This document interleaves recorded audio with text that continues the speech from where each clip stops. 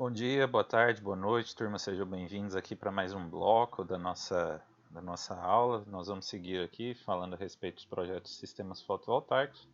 E a ideia agora é a gente fazer alguns exemplos de dimensionamento, tá? Só lembrando, pessoal, que a gente já trabalhou alguns conceitos lá mais no início da aula, e aí, nesses exemplos aqui, a gente vai adicionar outros conceitos, tá? Nós não vamos fazer um dimensionamento completo em si, porém a gente vai apresentar as várias etapas do dimensionamento e aí com cada uma dessas etapas vocês vão conseguir chegar em um dimensionamento final, ok? Então vamos lá, pessoal. Existem várias formas, vários métodos para serem utilizados para dimensionamentos fotovoltaicos, então assim, não existe uma receita de bolo única, né? Vamos pensar aí numa padaria, né? Então você tem bolos ali de diferentes sabores, da mesma forma vocês vão encontrar por aí diferentes técnicas para fazer dimensionamento de sistemas fotovoltaicos. Inclusive, geralmente, cada fabricante de painel fotovoltaico ou cada fabricante de uma linha de equipamentos fotovoltaicos costuma apresentar sua própria técnica de dimensionamento, tá? Não quer dizer que a técnica de dimensionamento do concorrente ou de outro autor esteja errada, tá bom? Então que isso fique bem claro. Então, aqui no caso, nós vamos falar a respeito do método da insolação, tá? É um dos métodos utilizados. E aí, basicamente, este método, você vai precisar acessar a informação da insolação média diária em watt por metro quadrado no site do Cresesb, tá? Então, o primeiro passo a ser realizado é esse. Então, qual é a região que vai ser estudada? Então, já deixo aqui o link, basta vocês acessarem este link e vocês vão ter acesso aos dados e informações da sua localidade. Basicamente, nesse site, vocês vão entrar e vão digitar a latitude, a longitude e também vocês vão precisar depois escolher o método, tá, que vai ser utilizado para os casos em que o controlador de carga possui o recurso MPPT. A energia produzida pelo painel ela vai ser limitada apenas pela eficiência do módulo fotovoltaico, né? E também a gente deve levar em consideração, conforme foi dito lá no início, a questão lá da nossa taxa de desempenho, tá? E aí, por fim, os valores, né? Naturalmente, eles vão sofrer variações aí ao longo do ano. Esses valores aí da insolação média, da radiação disponível ao longo do ano. Então tá aqui, eu digitei aqui, né, o recurso solar para a nossa localidade, e aí ele me devolveu a curva da radiação solar média, tá? E aí ele traz aqui os dados por meses, ok? Aqui no caso é a radiação solar média mensal diária, tá? Então você tem aqui, por exemplo, né, pegar agora, a gente está no mês de junho, é o mês mais crítico, né? 4,39 kWh metro quadrado por dia, tá? Então se a gente pensar naquela curva, seria 4.390 dividindo por 1.000, né? A gente teria ali algo em torno de 4,39 horas de sol pleno. Então esse seria o cálculo a ser feito. Bom, pessoal, então esse método da insolação, ele parte a partir do valor da média, logo ele pode falhar, tá? Ou você pode ter um sistema superestimado, que para funcionar nas piores condições, ou você pode ter um sistema subestimado que não vai conseguir atender a demanda nas piores condições, tá? Mas, né, geralmente, né, o pessoal costuma adotar essa questão do valor médio. Uma outra técnica que você pode utilizar, ao invés de você pegar uma média do valor anual, que seria este valor aqui, você pode utilizar a questão do mês mais crítico, tá? Então, também é uma forma de você fazer o seu dimensionamento. Isso aí fica ao gosto do freguês e ao gosto do engenheiro que está fazendo o dimensionamento, tá? Então, basicamente, a partir desse método de insolação, o que você vai ter então? nós teremos então que a energia produzida pelo módulo diariamente vai ser quem? A insolação diária, né, disponível, vezes a área da superfície do módulo, vezes a eficiência do módulo. Então, quando você vai executar este cálculo aqui, de acordo com esse autor, você já precisa fazer o quê? Selecionar qual é o módulo fotovoltaico, né? E aí você pode pensar, mas isso é um contrassenso, né? Eu ainda não sei qual módulo fotovoltaico eu vou utilizar. Muito pelo contrário, né? Se você tem uma empresa no setor, naturalmente você já vai ter o seu fornecedor e você já vai ter o catálogo da linha de produtos deste fornecedor. Então, geralmente as empresas trabalham assim, elas já têm os seus fornecedores e já têm esses catálogos. Então, você já tem uma ideia de qual linha de produto você vai trabalhar e já tem todas as características do painel, tais como potência de pico, as dimensões do painel e por aí vai. Então, no caso aqui, foi adotado esse painel aqui da LG, com essa potência de pico, tá? Ele foi considerado aqui neste exemplo, né, o valor de 4.500 Wh metro quadrado dia. Então, isso aqui daria algo em torno de 4,5 horas de sol pleno. E aqui a área do painel, né, calculando a área, dá quase 1 metro quadrado. Tá? Então, fazendo o cálculo aqui, pessoal, você chega em uma energia produzida, né, EP, igual a aproximadamente 607 watt-hora. Tá? Então aqui você já começa a ter um indício do seu cálculo. Tá? A partir daqui, bastaria você continuar realizando todos os cálculos. Né? Bastaria você calcular, então, se um painel produz isso, se você precisa atender uma demanda de X watts-hora, né, em um dia, né, quantos painéis você vai precisar. Bastaria você fazer uma divisão aí, você chegaria nestes valores. Né? Método da corrente máxima do módulo. Tá? Esse aqui, pessoal, é uma outra forma de dimensionamento em que considera-se que o painel solar ele não opera em sua capacidade máxima, ficando a produção de eletricidade limitada pelo ponto de operação imposto pela tensão da bateria. Tá? Então é o famoso, né, método MPPT, né, onde você tem a questão do máximo ponto, né, o ponto ótimo de operação do seu conjunto. Tá? O primeiro passo aqui nesse caso vai ser levantar os dados de placa do módulo. Tá? Nas condições padrão, que é aquela condição de 25 graus Celsius, laboratorial, 1000 watt-hora por metro quadrado de insolação. Tá? Então, uma vez feito isso, nós vamos fazer o dimensionamento. Então, por este método, a minha energia produzida é função do produto, da potência do módulo, vezes a hora diária de insolação, que é o nosso HPS, né? Ou HSP. Então, seria feito dessa forma. Então, você pega a potência do módulo e multiplica pelas horas de sol pleno. Tá? Só que neste caso, a potência do módulo vai ser dada por quem?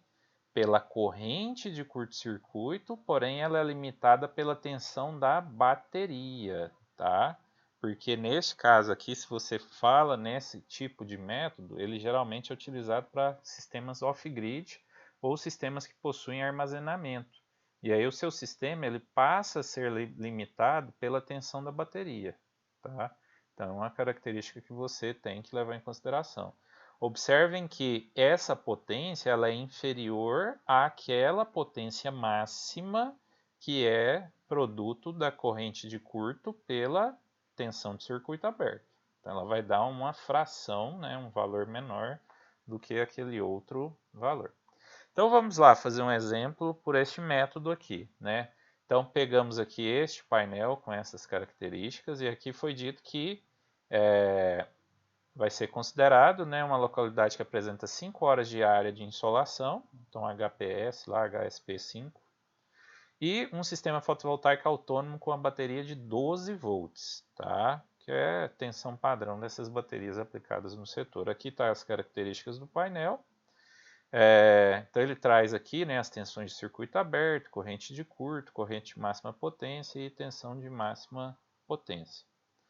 Neste caso aqui, o ponto de operação do módulo que nós estamos buscando é este aqui, né? É o NOCT, que ele está um pouquinho abaixo, um pouquinho deslocado em relação àquele ponto ali que a gente chama de condições padrões, tá? E aí, quanto vai ficar esse nosso cálculo? Então, a nossa potência máxima, né, a potência do módulo, vai ser 6,83, tá? 6,83, que aqui está, corrente de curto-circuito, vezes a nossa tensão. Então, resultando aí numa potência de aproximadamente 81,96 watts por módulo. E aí, no final, multiplicando isso pela hora de sol pleno do dia, você chega numa potência de 410 watt-hora. Então, percebam que é o mesmo módulo. Pelo método anterior, a gente chegou numa potência, né, a energia produzida em torno de 607 watts-hora, que é o método da insolação. E por este método, a gente tem um valor mais conservador, de 410 watt-hora. Aí você pode perguntar assim, qual dos dois métodos está correto? É conforme eu falei para vocês, né? Cada linha de produtos, cada fabricante, cada autor costuma trazer a sua forma, o seu método de dimensionamento. A grande diferença aqui vai ser o quê? No preço, no valor final do seu sistema, né? Você vai ter modelos mais conservadores, onde você vai ter um dimensionamento que vai ficar mais caro, com um tempo de retorno maior, e modelos um pouco mais ousados, menos conservadores, onde você vai trabalhar com a margem bem menor de segurança, mas que talvez você vai conseguir garantir um custo um pouco mais competitivo. Isso depende do que você quer. Se você quer qualidade, né, eficiência, ou se você está buscando preço, tá? Bom, pessoal, então, feito o dimensionamento por um desses dois métodos, se fosse um método, né, um sistema off-grid, você já partiria já por inversor de frequência, mas vamos pensar que fosse um sistema off-grid, né? Um sistema onde você precisa de fazer o dimensionamento das baterias. Neste caso aqui, como que pode ser feito esse dimensionamento? Então, basicamente aqui você vai determinar o tipo e a quantidade e a forma de organizar essas baterias, tá? Não tem muito segredo. Então, primeiro, você vai determinar o valor de energia que precisa ser armazenado, conhecer a tensão de operação do seu banco de baterias, geralmente são múltiplos de 12, né? E isso aqui vai depender muito, né, do que você tem disponível comercialmente, tá? E a capacidade de carga que você precisa entregar, tá? Quanto essa bateria precisa entregar em termos de ampere-hora, tá? Então isso aqui que vai determinar os nossos arranjos. Então vamos pensar então num dimensionamento de um banco de baterias considerando o arranjo série, tá? O arranjo série de baterias, pessoal, é aquele arranjo onde você está preocupado com a entrega da tensão, tá? Então, qual que é a tensão do banco de baterias que você precisa entregar, pensando lá em entregar na entrada do inversor de frequência, em função da tensão de cada bateria. E aí você vai chegar no número de baterias do seu arranjo série, tá? Então, um cálculo muito simples, né? Muito trivial de ser realizado. Bom, qual que é a capacidade do seu banco de baterias? A capacidade de carga vai ser função de quem? Da energia armazenada dividido, tá, pela tensão do banco de baterias. Então, a capacidade de entrega sua em ampere-hora é a energia armazenada em watt-hora, tá, dividido por essa tensão desse seu banco de baterias, tá? Mas aí, essa nossa energia armazenada, como que ela pode ser calculada em watt-hora? Ora, essa energia vai ser calculada pela energia consumida em watt-hora dividido pela profundidade de descarga permitida.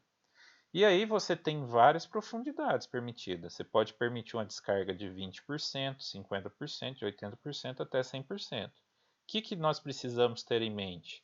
Que vida útil de bateria é inversamente proporcional à profundidade de descarga. Quanto mais profunda é a descarga, menor será a vida útil da sua bateria e vice-versa, tá? Isso aí, antigamente, era uma realidade assim, crucial. Nos dias de hoje, com o advento das novas tecnologias, os novos controladores de carga, os novos tipos de bateria, isso aqui já está sendo contornado. Isso aqui já não é assim uma verdade absoluta. Você tem praticamente, né, no caso, baterias de lítio, né, que são semelhantes a essas de smartphones, dispositivos móveis, né, elas permitem praticamente quase 100% de descarga sem problemas, né? Mas ainda assim é importante, você tem uma certa redução de vida útil. Bom, então isso foi o arranjo série das baterias. E agora, pensando no arranjo paralelo das baterias, o que eu preciso considerar? Quando você pensa no arranjo paralelo, eu estou pensando em entrega. Entrega de quê? É capacidade de corrente. Então, quanto o seu banco de baterias tem que entregar e quanto cada bateria sua entrega. Porque dependendo de quanto cada bateria entrega e quanto o seu conjunto todo tem que entregar, você vai ter a quantidade de linhas em paralelo de baterias que você precisa montar, tá? Então, baseado nisso, vamos fazer aqui um rápido dimensionamento, né? Vamos dimensionar um banco de baterias para um sistema que consome 8.600 Wh de energia. Esse banco ele vai ser empregado num sistema fotovoltaico de 24 volts. E aí você deseja ter uma profundidade de descarga máxima de 30% com baterias estacionárias de chumbo ácido. São aquelas baterias antigas, né? Tecnologia mais antiga, cada bateria de 12 volts. Então, pensando nisso, qual vai ser a quantidade de bateria série? Bateria série vai ser o quê? O conjunto de baterias, tem que ser 24 volts, dividido pela tensão de uma única bateria, 12. Então, eu vou precisar no mínimo de 2 baterias em série para garantir a entrega da tensão que eu preciso. Tá? Então, o primeiro cálculo é esse. Segundo cálculo, a energia que você precisa armazenar no banco. Como que você vai calcular isso? Ora, um valor que eu vou pegar é o 8.600, conforme ele disse aqui no enunciado, né? É o consumo seu de energia que você precisa, dividido pela profundidade, tá? Então você vai permitir, né, até 30%. Então você vai chegar aí em algo de aproximadamente 28,66 kWh. Então você vai precisar que o seu conjunto de baterias entregue isso aqui de carga, isso aqui em termos de potência, tá? Em seguida, o que a gente vai fazer? A gente vai calcular a capacidade de carga ampere-hora do banco de baterias. Então, qual que é a capacidade de carga? Ela é função da energia dividido por 24, que é a nossa tensão, só que considerando também a nossa profundidade de descarga. Então você chega aqui numa capacidade que seu banco de baterias precisa entregar em torno de 1.195 amperes-hora, tá? A partir disso, o que eu vou fazer? Eu vou calcular o número de baterias em paralelo. Se cada bateria minha entrega 240 ampere-hora, quantas baterias eu vou precisar em paralelo? 5 baterias. E aí, como é que vai ficar nosso banco de baterias? 2 baterias séries, 5 paralelas, então vai dar um banco de 10 baterias, dessa forma aqui. Pessoal, muito simples, né? Muito simples, muito tranquilo e não tem complicação. Realmente é assim que se faz, né? O que você poderia falar aqui? O que eu posso fazer de diferente? Você poderia trabalhar com a bateria de capacidade maior ou menor, dependendo de preço. Você poderia trabalhar com um nível de tensão diferente, né? E você poderia trabalhar aqui aceitando níveis de profundidade diferentes. Então, você pode trabalhar com todos estes fatores aqui, né? Que eles podem ser atenuantes ou não do seu sistema, ok? Pessoal, muito obrigado pela participação de vocês. Eu aguardo vocês no próximo bloco para a gente continuar aqui com o nosso exemplo. Até a próxima.